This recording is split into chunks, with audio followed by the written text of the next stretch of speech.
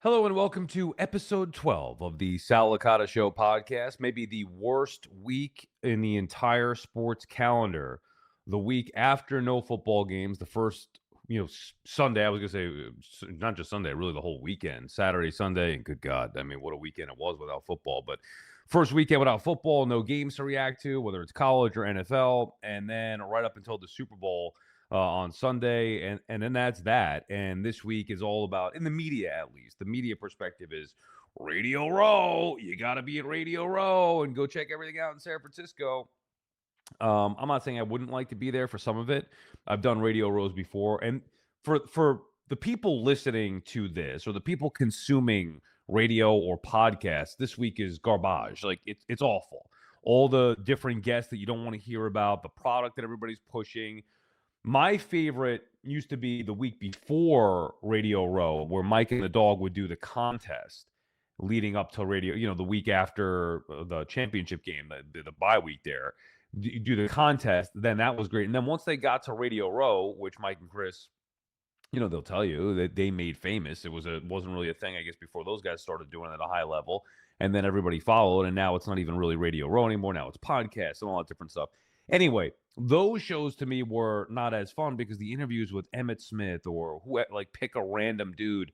Who's the lineman that Boomer played with in Cincinnati? Anthony Munoz. Yeah, Munoz or whatever. Like all these random football dudes. Hey, Jerry Rice is here. Yeah, okay, he's selling some weed killer. Like just horrible week. But for the people in the media, they love it because they get to go away, get away from their family, change their job up a little bit. And some people don't like doing that. It depends on the age. But the younger people, like I used to love it when I was younger going there, get away from everything, kind of go on vacation, hang out with all the media members. There's parties, there's famous people, all that different stuff. So if you're in the media or somebody who is traveling to be around that stuff in San Francisco, that is going to be the place to be in the sports world. From a content consuming perspective, it is just an awful, awful week. So we're not going to do a lot of Super Bowl here until maybe Thursday, Friday. Bada Booms and I will give some picks and some props and stuff like that and have fun ahead of Super Bowl Sunday, of course, with the Seahawks and the Patriots. And, coming off a weekend with no football, there was a lot of things to discuss, certainly when it comes to basketball, with the NBA trade deadline coming up this Thursday. That's been the hot button issue when you talk about that from a Knicks perspective. Okay, are they going to get Giannis? Are they not going to get Giannis? Are they going to have enough? What it takes? Should they do it? And now you've watched this team the last 6 games, and they've won 6 straight. They're playing better defense. They're talking about the communication on defense is a lot better. You're getting contributions, clean contributions now, both offensively and defensively from a bunch of different guys. Landry Shamet in a game against the Lakers on Sunday night, he was on fire. Anunoby, to me, is the best Knick outside of Brunson. This is not breaking any news. I know I'm not saying anything earth-shattering here, but just watching the game against the Lakers on Sunday night while I was watching the Grammys as well. That's the thing about YouTube TV. You get the split screen going on. And I was watching some Grammys. We'll get into that in a minute. But while I'm watching that Knicks-Lakers game, I'm thinking, no matter what, you just can't give up Anunoby. So I can't come on and say, well, you have to go get Giannis. I want them to get Giannis. Don't get me wrong. But I can't say, well, you have to go get Giannis no matter what. Because if that no matter what is, well, okay, the Bucks or whoever else on a 3-team deal want OG Anunoby, I'm not doing it. I think there are certain players, while they're not the star caliber that Jalen Brunson is, certain guys you can't give up. And Josh Hart is one of those guys. I think we talked about this last week with Bada Booms. Josh Hart is one of those guys you can't give up. Mitchell Robinson is one of those guys you can't give up. Maybe I talked about it on SNY. I'm not sure if we talked about it here. But anyway, point is Brunson, Anunoby, Josh Hart, and then Mitchell Robinson. For me, those guys are integral in championship pieces. And you can't take from that to get other stuff. And really, I was thinking about it even further.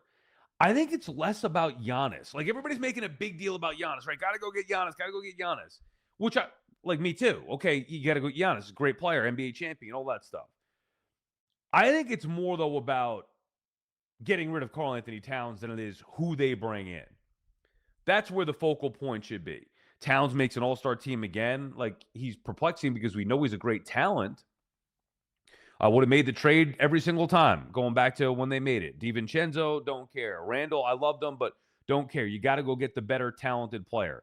And Towns is that. But there's just something wrong with either his game in the postseason or against better teams, or even just the way that he fits with Brunson. It just, I don't think it's ever going to work. So it's less about, well, like with Towns, it wasn't about, well, Randall can't get it done. DiVincenzo can't get it done, so you got to go trade those guys. It was, if there's a star available that's more talented than those guys, then you got to look into getting him. And it did. And they did. And they did bring in a star that was better than what they gave up. But it's still not the right mix. This is different in that it's not just chasing a superstar that's out there because they need one, because Randall wasn't good enough in some people's mind or whatever. This is this version of this team, specifically because Karl-Anthony Towns is not good enough. How are you going to fix it and make it better? And one of the names out there is Giannis, and he's the biggest one. But that doesn't mean that if there's another trade to be had, that the Knicks couldn't make that move and make a team that's championship caliber or a better spot to win a championship than they would be currently with Karl-Anthony Towns. But it's not an easy decision. Like, to sit here and say, I've made my decision up on it, and I made that decision a while ago. But that doesn't mean it's an easy decision. And you see the Knicks play the way that they did. Now, look, when they're shooting the three and the opponent's missing the three, things are going to look good. We've seen this before. Early on in the season, it was, oh, the Knicks could do no wrong. Here we go. See, I told you Tibbs should be fired. Look out. Mike Brown has the Knicks playing better. They're going to win the championship. And then they hit a rut the last month or so when it was, get Brown out of here. Where's Tibbs? Karl-Anthony Towns stinks. This and that. Got to make a big trade. Go get Giannis. I don't care. Break it up. And now they've won 6 games, and it's like, maybe it is worth riding it out. If the Knicks decided to stand pat, it's not the worst thing in the world. You take your chances here. And this next stretch, I know they get a stretch coming up against Boston. They get the Wizards next, and they got Boston and Detroit, which should be a telling stretch. But, well, I mean, as telling as you could have in early February. But point is, I mean, it's wide open. I think the East is wide open. I think the West a little bit less open, but still, it's not like, I mean, Oklahoma City's, the Knicks can't beat them, but I shouldn't say can't. You never know. Anything could happen. But I don't think the Knicks are going to beat the Thunder or some of the top teams from the West, but they at least have a shot. They're in the game as currently constructed, so it's not the worst thing in the world if they don't make a big trade here. But I do think that the majority of us watching realize Karl-Anthony Towns, he's not going to win a championship with the Knicks. So if you can figure out a way to move on from him and improve your roster as far as taking on to the championship, making the pieces fit better, whether it's trading Towns and Bridges, just Towns, whatever it may be, then I think that that's something that the Knicks seriously need to consider. And if you asked me a month ago, do I think Giannis was going to come? And I would say, yeah, I think Giannis wants to be here. And now there's so many teams involved, and the fact that the Knicks don't have the best package to give up, I don't think there's going to be a situation where Giannis can just force his way to New York. And I still think it is more likely to happen than not. But I'm worried about, let's say, Miami or some of the other teams that are involved in chasing Giannis. So we'll see how it plays out. Only a few days to go here. Worst case scenario, not the worst thing for the Knicks, who have a lot of talent and have more depth than they had a year ago. But the best case would be that they figure out a way to move some of the pieces who we don't think are working, specifically all-star Karl-Anthony Towns, and bring in pieces who could fit this team better. You know, one more thing on the Knicks before we move on. Do you just ask yourself this? If you were one of the people last year who were like, oh, I can't stand Tibbs and need to move on, and the minutes police, he doesn't use his bench and all this stuff. Ask yourself this question.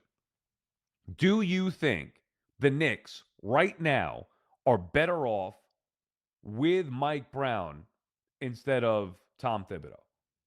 And to me, the answer is very simple. A resounding no. You can poke holes in Tibbs all you want. They are not better off with Mike Brown leading the way than they were with Tom Thibodeau.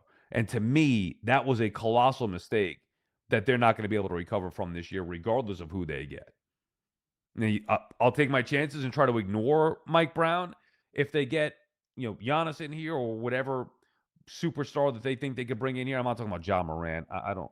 That to me would not be a good fit for the Knicks. I wanted Ja Morant years ago in that draft. I'd rather have him than Zion. I was saying that at the time.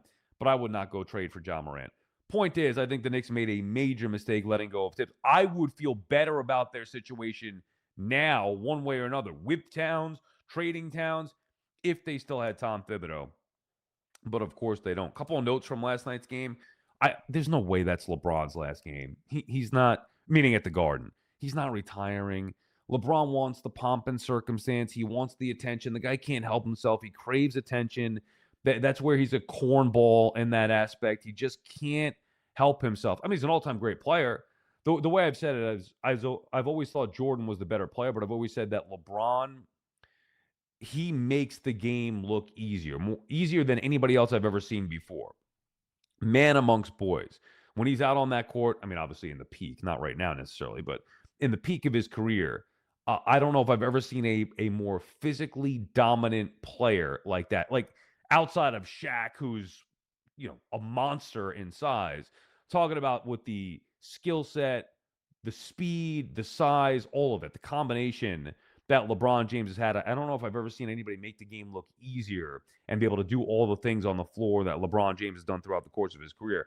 But, I mean, he is corny and he does crave attention. And I don't think there's any chance that he would just go out and be like, yeah, you know what?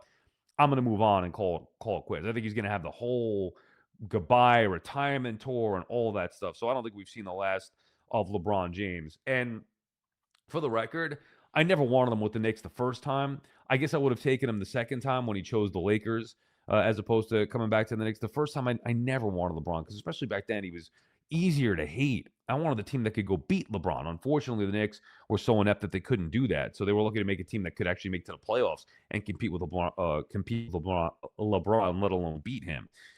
Lastly, from the game last night, enough. I've said this before. Enough of the Reggie Millers. Like, just enough. Love the NBA on NBC. Love that it was a primetime game, Sunday Night Basketball. It was cool to get into. I'm not knocking the broadcast. It was fine.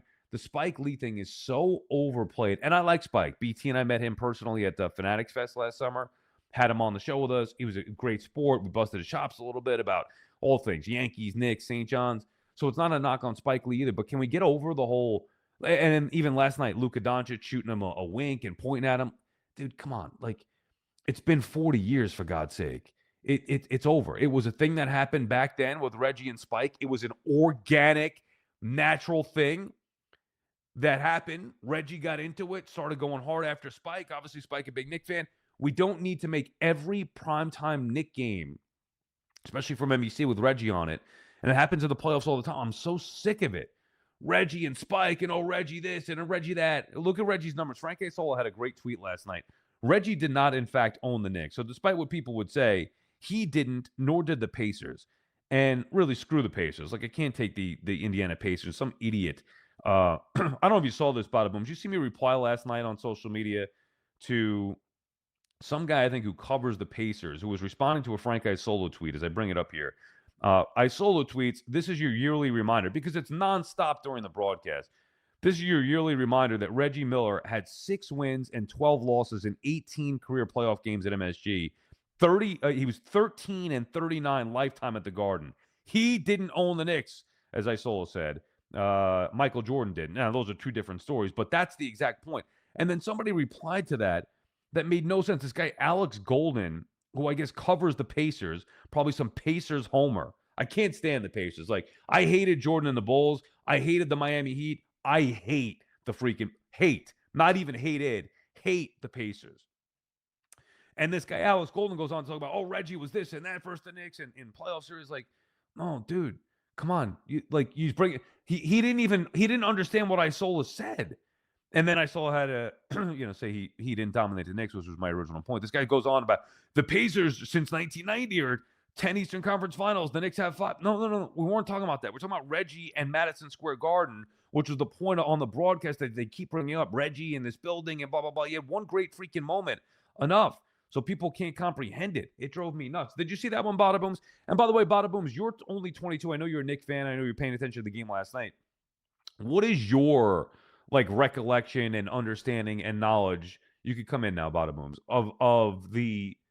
Well, hold on a second here. What happened? What do you mean, what happened? Did you get a haircut over the weekend? Yeah, of course. What do you know? I see the glasses. I know they're on. You up in the comments or something? People getting What do you on you mean for the up in the hair? comments? No, I've been on myself for this, dude. When the hair gets too long, like the hair used to be like bad long. It pisses me off. It takes like another extra 10 minutes to dry. All Like right. You it's cleaned it good. up a little bit. I mean, Thank you. you still got a lot to work with. And just so you know, like when I was, well, maybe not when I was your age. When I was a little bit younger, I had hair like that. The Yeah, old mushroom cut. But anyway, all right, so you cleaned it up a little with a bit. Not mushroom. bad.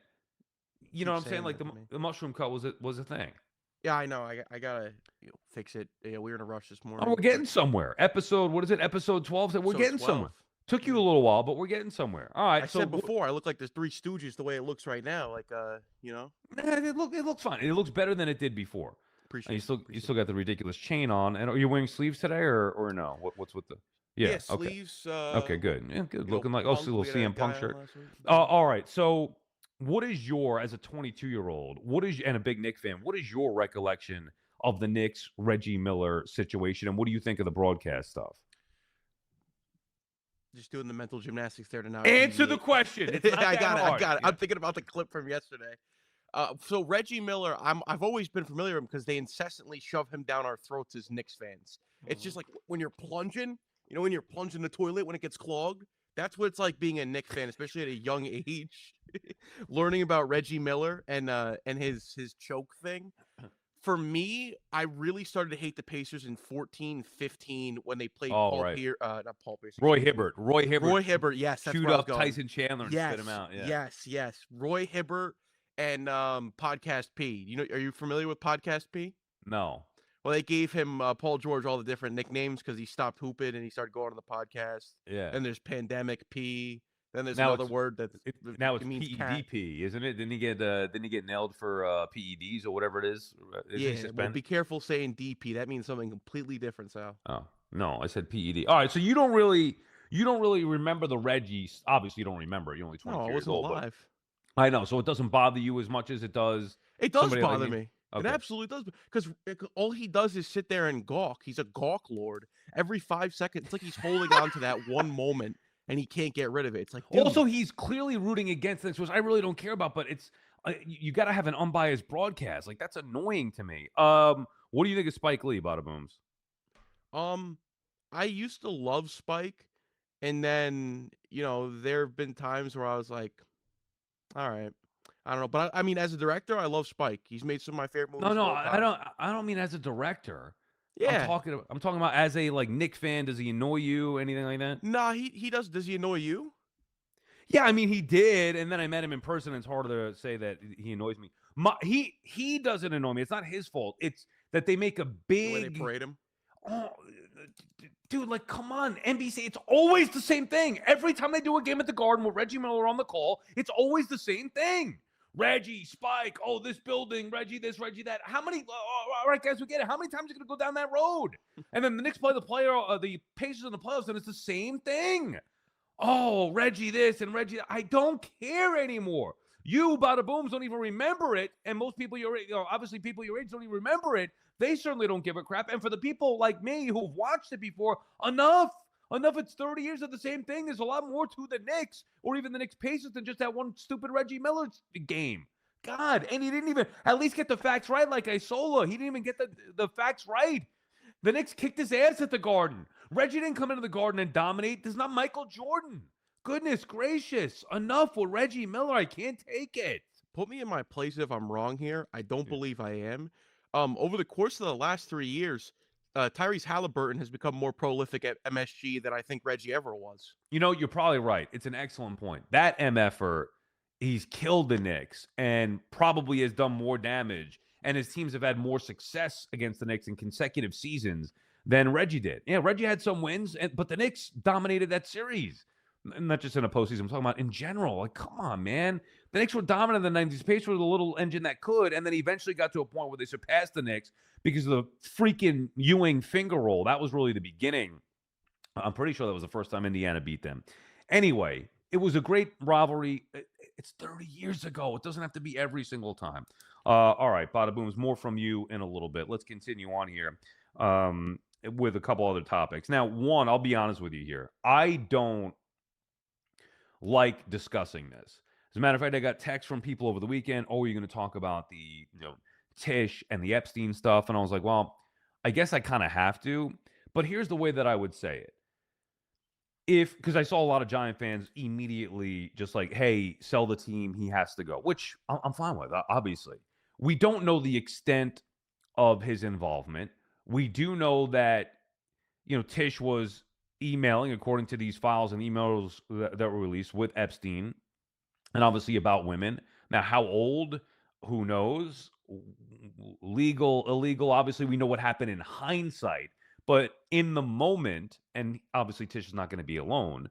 In the moment, he thinks he's doing something maybe a bit shady, but I don't think Tish thought he was doing anything really illegal. I don't even know. We don't know the specifics of it. That's why it's hard to comment on it. Obviously, it's a horrific look, and obviously, if there's any kind of knowing that he was doing something wrong, any kind of a legal issue, and really the communication in general should be bad enough. But it's hard to say without knowing the entire circumstance. So or you could just take the team away from him, portion of the team. Okay, fine, fair enough. Like, I don't care what the penalty is. There is no harsh enough penalty. If you're involved in that in any way, shape, or form, and you knew you were doing wrong, even in the mildest of ways, but especially with if he's trafficking young women and you're getting involved in that, like the whole thing is just gross, disturbing, disgusting, also not surprising, especially with elitist, rich Hollywood type people. But the one thing that I would say to Giants fans is if this were one of your favorite players involved in this email thing, whether years past, present, whatever it may be, would you be having the same energy? Or is it just because it's part of an ownership group that maybe you're fed up with here? That's where, again, I'm not trying to make hypotheticals. I'm just saying, like, the fans' energy is get him out, disgusting, disturbing, sickening. And yet, a lot of fans, not just Giant fans, a lot of fans turned a blind eye to other things, whether it's domestic abuse, cheating, what do you call it, infidelity, whatever it may be, all those different things. So there's a lot of drunk driving, like there's a lot of issues with athletes that have come up in, I mean, forever, but really specifically in recent years, the last decade or so, more stuff gets out on social media, whatever it may be. And fans are generally, and I always said, like, it's not fair to punish us, the fans. What we're not supposed to root for Aroldis Chapman because of the incidents that he was involved in. But if you're a Yankee fan, you can't root for him to close out games. It's not like Yankees. It's not the Yankees fans' fault that they brought in this guy. Brian Cashman brought in Aroldis Chapman. Why can't the Yankees root for him? Or whoever it may be. And pick a guy. It's not just the Yankees. Chapman's the first guy that came to mind. But there are a lot of athletes that have had legal issues. And I'm not saying pound for pound, like that's on par with what went on with Epstein. Do we know all the horrific specifics of what went on in this particular case? Or just because we know what's happened in hindsight and we see the emails that have been leaked or whatever found, and we know that there's communication, and immediately we're like, okay, well, Tisch must be this too. Like he must have been going after the young women as well. Epstein was setting him up. I'm not saying that it didn't happen. I'm not saying it did. I have no idea. All I'm saying is I think it's a lot easier for fans to go after an owner that they may not like or know enough about than it is to go after a player. Like, are all those same Giant fans? Did you see this Bada Booms with Jay-Z? I don't even know, like, what's real or what isn't. Jay-Z's reportedly, okay. So are all the Giant fans who say, and it doesn't pertain to just the Giants, but we do mostly New York sports here, so we're talking about that as it pertains to Tisch and the Epstein files. So if all those fans that say, get Tisch out immediately, are they going to continue listening to Jay-Z music? What about Michael Jackson? Is Michael Jackson music okay? Who doesn't love Michael Jackson songs? Like, I like Michael Jackson songs. I love Michael Jackson songs. But do I like Michael Jackson, the person, who in all likelihood was a child abuser? I mean, does it get much worse than that? So am I supposed to now not listen to Michael Jackson music? I guess my point is don't be hypocritical of it. Not accepting the repulsive, disgusting behavior and what went on Epstein Island. We all know that. But just don't cherry pick and say, okay, well, we'll get on Tisch because we think it's time for a change with ownership versus, well, Jay-Z didn't, I still got to listen to Jay-Z music. or I still got to listen to Michael Jackson music, or pick a former athlete, like we said before, or a current athlete who's done something in the past. Like, I just don't know. That's why I generally don't talk about these things. As a sports fan, you're put in a difficult spot. As a human being, everybody's saying that if you had any association whatsoever with Epstein, you should be banned from everything forever for life. But maybe there were different levels of communication or relationships with Epstein.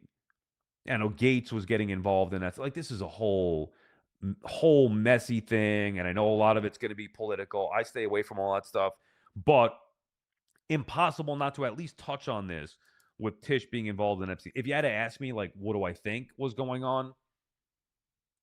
I mean, obviously, you do the math. You got rich people using the world as their playground. A guy who in Epstein can, who, find women for rich, famous people. I mean, I think that there's probably something to it. To what extent? I don't know. Did Tisch think he was doing anything, totally wrong? I don't know. And even if he didn't think he was doing, like we always said this with Michael Vick, I don't think Michael Vick thought he was doing something wrong with the dogfighting ring, as crazy as that sounds. He grew up in an area where that was common practice. He may have known it wasn't like legal, but did he think what he was doing was to the extent of what he did? I don't believe so. But ultimately, he paid the price. So maybe certain guys in these Epstein files didn't know the extent of what they were doing. I'm sure they knew it wasn't 100% morally right. But did they think that it was to the extent that it was? I would bet probably not. The majority of those people didn't think that that was the case. They just thought it was a party. Hey, there's beautiful women. Hey, this guy, I don't know how he does it, but whatever. Maybe they look the other way. Maybe they don't want to know the truth. But ultimately, people are going to pay the price. And if Tisch needs to go, so be it. There is a touch of hypocrisy when it comes to sometimes with athletes, or in this particular case, owners, doing immoral things or illegal things where fans will pick and choose where they decide to turn the blind eye. Like, Bada Booms, you're young. You're only 22, so it's hard to ask you about some of this stuff. But you know about Michael Jackson. You know about Jay-Z here. I mean, what do you do? Like, as a consumer of the music, do you look the other way? Do you just totally ban them? I mean, pick an artist, pick an athlete. You know what I'm saying here? I'm just trying to bring it to like real terms. If this were like, who's your favorite athlete of all time? That's a good question. He's probably passed on, probably Nick Mangold? Mangold or All right. Revis, but Okay, well, Revis. Let's say that hypothetically or whatever, just out of nowhere, one of your, I'm not even going to name a name, but let's just say one of your favorite athletes is named in this. I mean, what are you supposed to do? Or I was going to say your owner, but yeah, thank you for bringing that up because I wanted to ask you about that. Why are we not? Why is his name not getting mentioned? well, how do we not? What do you mean? How do is He's it? all over it. He's all over it. There's a whole thing going on the Jet side of Twitter right now. That's why are we talking about Tisch and not Woody? Well, what? But I would assume that the emails were the same as Tisch. Then why wouldn't? Then they would be talking about Woody. They must not be the same. Maybe there were emails that were exchanged but weren't as damaging as the ones that Tisch exchanged. I don't know. Let's investigate Woody. Let's investigate Woody. Well, dude, they're gonna investigate everybody. I just want to talk sports, man. I agree. This is obviously bad. I just want to get into sport. I don't even like discussing this shit. Well, the Like, Woody honestly, thing is beneficial disgusting. for the Jets and the team and the franchise. I know, but that's exactly my point. Mhm. You're not looking at it from a who did this, they need to be in trouble standpoint, because that's horrible. You're looking at it from I hate this owner. He's ruining my franchise. Get him out any way you can. And that's kind of the way that I feel with Tisch. Now, it was disgusting. It was repulsive. Again, we don't know all the details, but obviously any kind of association with that to that kind of detail is inexcusable and unacceptable. But I do feel a part of it is exactly what you just said about hoping that that happens to Woody if he were involved in this. Good, get him out. Whereas with the Giants and Tisch, not that Tisch was always front and center because he's not. It's always been Mara. But the fact that you could have a significant change with ownership, in this particular case, getting Tisch the hell out of there, I feel like that's a part of it from Giant fan perspective. And that's just hypocrisy. Yeah, good. Sorry, I didn't mean to cut you off. I'm not trying to inject No, myself no, into no. the Bada Boom show. No, I do want to say though that stuff is absolutely disgusting, especially when it's to young girls who may be coerced into something or don't But maybe do not you know think better he when getting knew? into it. Do you think he knew? Again, how do we know the details in that? I can't speak on those kind of people, Sal. No, That but was even I'm saying even in the emails that we saw with Tisch and Epstein, at least the ones that I read, it didn't say specifically about the age of the female that was being like recruited. I don't know what the right term is, right? that's still dead You wrong have it? though. You have them up? You have the No, emails up? and I Okay. can't read, so Okay. that's just two things Good that are. point. Can we go back to Michael real quick? Yeah. Yeah. I think well, I learned this at a young age in school actually when it pertains to separating the art from the artist. Michael's one of those ones where it's like, Okay. Right. Separating the art from the artist, but where do you draw the line? um, Like what my probably abuse against young children, but that oh, being okay. That like does it get any worse than that? So again, I'm not trying to go pound for pound, but if you hear a Michael Jackson song or I do, I don't think of those things, even though it's reprehensible and disgusting. I hear the song and I like we got to be punished for that. We got to now prevent ourselves. Same thing with Jay-Z. Like, do you have the extent of the Jay-Z? I should probably do more of a. I just saw the headlines with Jay-Z and he's getting in trouble here. Are well, you a big Jay-Z fan? I like some of the Jay Z songs. You know what does he know about cameras? But for me, it'd be more Michael because I mean, who growing up who had never listened to Michael Jackson or So he's you're he's not a a Jay-Z cultural guy, icon. is what you're No, I saying. am. I know a good amount of the Jay Z songs, All right. but Michael's that's got to be the one for everybody. I think. Yeah. I mean, Puff Daddy Hee obviously is hee. horrible. Yeah, Puff Daddy's horrible, but so is his music. So like, I don't think anybody's gonna. If you told me like, you okay, well, you can't listen to P Diddy's music because of his reprehensible lifestyle and all that he did, I'd be like, okay, well, I don't really. I mean, I like a couple songs, but wouldn't really impact me. Michael Jackson, Jay-Z, a little bit different, uh, but it's not that like I'm certainly not backing what they did. No, My whole point in this stuff is I do sports talk. Okay. I got into sports talk to do sports. And the way that it's evolved is it's less about the games and more about the headlines. That's just how sports talk has evolved. Even more so, a lot of times over the recent years, it's been more scandal and drama and cheating scandals and lying scandals and gambling nonsense now and the off the field stuff, who's doing what off the field, like it that this was supposed to be an escape from reality. Think about it. If I'm not a political guy and I choose to keep my head in the sand about this stuff, the last thing I want to see is Epstein, which has become a major thing across the world, not just politically, but a major thing. The last thing I want to see is that infiltrating sports, let alone New York sports and the Giants. So obviously, you want nothing to do with it. You want to, if you're the Giants, and wash your hands with it. I don't know how legally you could force him to sell the team or what based on those emails. I don't know. Uh, it, what does it say? Is there anybody who's ever going to side with Tisch in this particular case? no. We just don't know all the details. And obviously, I can understand if everybody wants him out. All I'm saying is just don't be hypocritical about it. It can't just be, well, we don't like this person or we don't think he's doing a good job, and this should expedite the process of getting him out versus, well, I love Michael Jackson music, so I could look the other way with that or ignore what he did. What are you gonna do to Michael now? But one point about your storyline No, you thing. cannot listen though. Yes, yeah, but who's that gonna affect? His kids now? Like No. that's I'm saying from a moral compass. yes, yes. Everybody thinks they're better than thou, and they all That's my stand on point. the soapbox and stuff. But with the sports storyline thing, Sal, Yeah. I'm gonna say this specifically because it's my team. You could also talk about your Mets for a small extent there. If it Mhm. wasn't for extrapolating these storylines, what would there be to talk about with the New York Jets for a majority of the last 10 years? Well, what do you mean?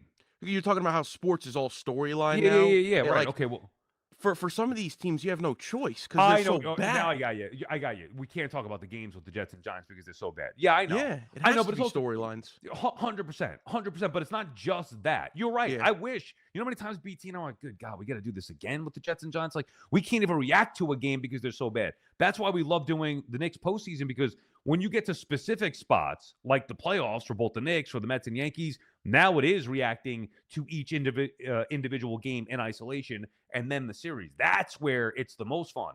The other stuff leading up to it, the Knicks, the storylines, are they going to get Giannis? Should they not get Giannis? Where's Karl Anthony Towns? Should they break up the team? Mike Brown and Tibbs and the minutes. And Those are the storylines. We're not talking about last night. Hey, Landry Shamet had a terrific game. I mean, he did, but we're not breaking down, the X's and O's of last night's game specifically. All right. A couple of other things that I wanted to get to here. Did you watch any of the Grammys, Bada Booms? Did you watch any of the Grammys last night? Not at all. Not at You're all. just not interested, even as a young kid, huh?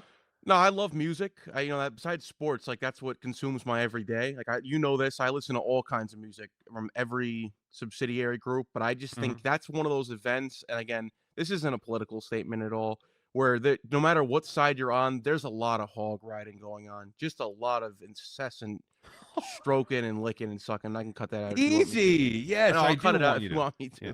Yes. But that's the best way for me to put it. Like there's just a lot of like, you know. Yeah. I'm all set. Okay. Let me listen to the music. I got you. I will say that, and yes, clean that up a little bit. Don't worry, I will. I think the best performance tonight was Justin Bieber, and I never knew or heard of Olivia Dean before, but I am a big fan of Olivia Dean. She won the Best New Artist. She was great. Be the man I need. She had a terrific performance. So we're fans of hers. Anyway, so that was the Grammys a little bit. I mean, you don't need to get into the whole detail of it, but I watched some of that. Bieber did a song? He was phenomenal. I honestly thought it was Flea because he came out I was back and forth with the Knicks and Grammys. I had them both on the split screen, but I was like watching the Knicks and had the volume on that. And then all of a sudden, it must have went to commercial, whatever it was. Flip back on to the Grammys, and I see a dude who appeared to be Flea. You know Flea from the Red Hot Chili Peppers? Yeah. And he would always perform on stage in his undies. And it was so Bieber. I see somebody with a guitar and in like boxer shorts or whatever. And I'm like, who the hell is that? Why is Red Hot Chili Peppers? Why is Flea here? And then I learned it was Bieber. He was freaking phenomenal. Oh, he's great, bro. He's great. He's really like broken out of what he was. I'm a huge, huge Justin Bieber fan. I agree. Anybody ever tell you look like Moby? No, like, dude. Like no, Eminem said? I know Moby from Eminem. Me too. I don't know anything else about Moby. Me too. Moby, you little yeah. I wasn't gonna sing it. Well, that's what. No, I've never gotten that before. But I think all bald people, it's always like, oh, you look like this bald guy. Oh, you look like that. I get that as a fatty. I'm compared to every fatty ever. Yeah. Okay. So then it's the same thing. I get compared to all the bald people. You get compared to all the, round. chubby people. I don't like chubby. It feels more offensive. Well, you said fatty. I don't want to call you fatty. Sal's bullying kids again. So it's gonna be that. Chubby's more offensive than fatty. No, I like fatty more. Sorry. We'll close it with a little Royal Rumble recap quickly, but there are two things I wanted to mention. One, I'll have a question for you in a second. One thing that I did want to mention. So I mentioned that it was the first. You could, if you want. Doesn't matter. You could stay in. This will be quick. It was the first weekend with no football, and my wife wasn't feeling well this weekend. She was supposed to go visit her friend, but she didn't. So she ended up staying home, but was sick and basically useless anyway. So I took my daughter to Chuck E. Cheese. Now think about it. I asked her, I gave her three options. You want to go to the American Dream Mall? You want to go to the Muppet Museum? I'm glad she didn't pick that because that was in Queens. Or you want to go to Chuck E. Cheese? Chuck E. Cheese. Okay, fine. So we go, I had to go to the post office, and that's daddy-daughter day. Daddy and Sammy go to the post office. Okay, fine. Get her out of the car, go in. Something that would have taken me 2 seconds. I could basically leave the car running, drop off the package. Now I got to unbuckle her from the car seat, go into the post office, make sure her hat's on because it's 5 degrees here. Get back in the post office. Okay, let's go eat first because you got to eat before you go to Chuck E. Cheese because of the time she needs to eat lunch. Okay, let's go to McDonald's. We stop at McDonald's, that whole thing. That's another hour in there, chicken nuggets and fries, whatever. Okay, now we bundle back up, go to Chuck E. Cheese. And I guess the mistake I made, and this is just ignorance on my part, last time I took her to Chuck E. Cheese, it was great. But we went, I realized, during my summer vacation. I was off for a week in the summer. We picked a day, Tuesday, Wednesday, whatever it was, midday, and you go to Chuck E. Cheese, and nobody's there. Saturday, around 1 at Chuck E. Cheese, 1 in the afternoon. Oh, my God. First time, last time. You just can't go to Chuck E. Cheese on a Saturday. Now, as I'm sitting there just absorbing the disaster that it was, you can't walk 2 feet without getting hit by somebody, adult, kid. It's just every machine is taken. And, of course, The one game that she likes playing this one where you got to feed the dog. I don't even know, like some video game you got to feed the dog. Whatever, man. The game wasn't working. It's the one thing that you want. That game wasn't working. Give me a freaking break, will you? We were there for an hour and a half. She had fun. She has no idea. She doesn't care, and that's the whole point of it. But it was a nightmare. And I'm also looking around saying, like, God, this is an aberration for me. What are all you suckers doing here? Birthday parties and whatever. Like, it's just Chuck E. Cheese on a Saturday afternoon. Although my counter would be, when else do you go if not vacation? Never again. First time, last time for Chuck E. Cheese on a Saturday afternoon. But it was a great weekend. Oh, it was a great weekend with the family. I Did you watch any of the Stadium series help with me. the Lightning and Bruins? I did not, but apparently there was a huge lead blown. Huge lead blown. Yeah, big lead blown, and goalies were fighting, which I thought felt forced. Like, it just can't be organic. Less about the game and more about the Stadium series itself. If you're not watching it, and I wasn't really into it, it just shows you it's not the special event that it used to be. I know they do more of these anyway, but hockey's just such a localized sport, if that, for a lot of things. The other thing I wanted to mention is the temperatures in Florida were like 40. The game was in Tampa. It was like 40 something. Did you see that? Like, iguanas are dropping out of trees because they're become paralyzed because if it's Out of getting so cold. trees? Yeah, you should look it up. When we're done here, Bada Booms, Google it. Iguanas, because I guess the blood, like, they need to live in warmer weather. The temps have dropped. Florida, since when is Florida 40 degrees? I know it's February, but isn't that extremely low for Florida? Yeah, one of my best friends lives in Florida, and we always give him, I guess I could say crap, right? That's not too bad of a word. No, you could say that. I guess I just did the cough thing. I hate when people cough on air. I'm gonna have to edit that out too. But I always give him crap because like it'll be 10 degrees down here and it'll be 50 over there. And he's like, "Oh, guys, it was freezing today. It was the end of the world." And I'm like, "Dude, what was it? 50 degrees? You're freezing?" But now I guess it's getting really bad. Quick, well, yeah, Google it. It was weird with the iguanas. Anyway, I just can't believe how cold it's gotten in Florida. Hmm. Global warming appears to be a real thing. Some notes from the Rumble. I'm going to give you my notes, and then you could chime in what you thought. I figured out how to watch it. I didn't watch it in real time because I was at Chuck E. Cheese. So then by the time I got home and figured it out, I was like, all right. And I did it. I had to buy the ESPN app, whatever it may be. I felt like the women's Rumble match, there were a lot of spots where it was too obviously choreographed. I know that matches are choreographed, but when I could see them thinking through their moves, that's not how it should be. That's the first note that I had. Sol Ruka was awesome. Like, before she even made it to the end, I'm watching. It was an early note. I'm like, holy, who is this guy? I wasn't familiar with her.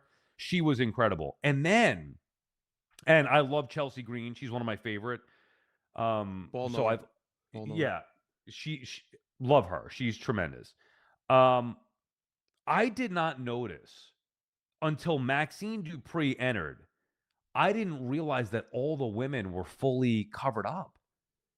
Like, it took me until Maxine Dupree, and I'm thinking to myself, what the, you know what I'm saying? Like, with her, I saw her. She's the one who won the championship at Cena's last Monday Night Raw at the Garden, if I'm not Yes. mistaken. We were both there for that one, not together. We were there. But then I saw her come in. I'm like, why is she in full gear? And then it hit me. Oh, everybody's in full gear. Yes. That's like a Dubai thing or Saudi Arabia, It's a wherever they were. cultural thing. Yeah, cultural. What, women can't wear, like, even performers, they're not allowed to wear anything I that don't know, shows Sal. any If kind we of. ever want to do the Sal Licata show live from Saudi Arabia and get a bag, we should probably not speak on this. Okay. But you see what I'm saying? Like, it was, you have any notes from the Rumble? Yeah, well, I was gonna ask you about were there anybody. I didn't want to do this the other day. I wanted to save it for when we were live. Excuse me. And I was gonna ask, was there anybody in either match that stuck out to you? Because they have a lot of young talent coming up. So you said Sol Ruka was one of them. So yeah, she was definitely one of them. Like I said, Chelsea I love, and I thought Brie Bella was fantastic. That was probably the biggest pop of the entire night, at least One of from the my worst perspective. songs of all time. That's one of those songs. I love the Bellas. Are you kidding me, dude? No, no, not their song together. I'm talking You ever about watch her Total solo Bellas? song You ever watch Total Bellas or no?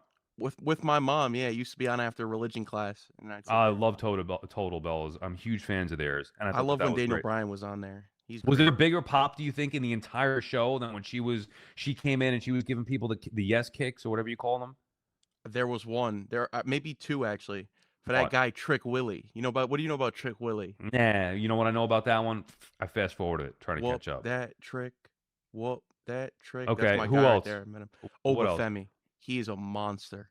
He is Oh the yeah, I like future of that. the business. And I thought Brock got eliminated too soon, too early. I hate Brock. I can't stand Yeah, Brock. I'm not a Brock fan. We'll leave you with this because we're going long here. Unless you had anything else about the Rumble. No, I just think that because again, this isn't a wrestling podcast, but I don't like. Why is Roman Reigns still winning? Like they I have all like this Roman young Reigns. talent. I do like the tribal chief. Like I respect him, but both of those matches they've already done with Drew McIntyre and CM Punk. Especially last year, they did the CM Punk match. So to me, it's like you guys doing like there's so many young guys, so much young talent, and they're going back to this. I was rooting for Logan Paul. I'll be honest with Oh you. God. Oh, I I like can't him. stand him. Oh, he has no respect for the business Get the whatsoever. hell out of here. He's got a lot of respect for the business. He No, worked his no ass respect for off. the business. I remember I when they like first Logan brought Paul. him in, he didn't know who Edge was. Then that was it Okay. for me All with right. He doesn't Logan need to know Paul. the history of it. Dude, how do you But not know who Edge is? yeah. He doesn't need to know the history of it. He's working his rear end off. Last thing, Mhm. here would be my suggestion.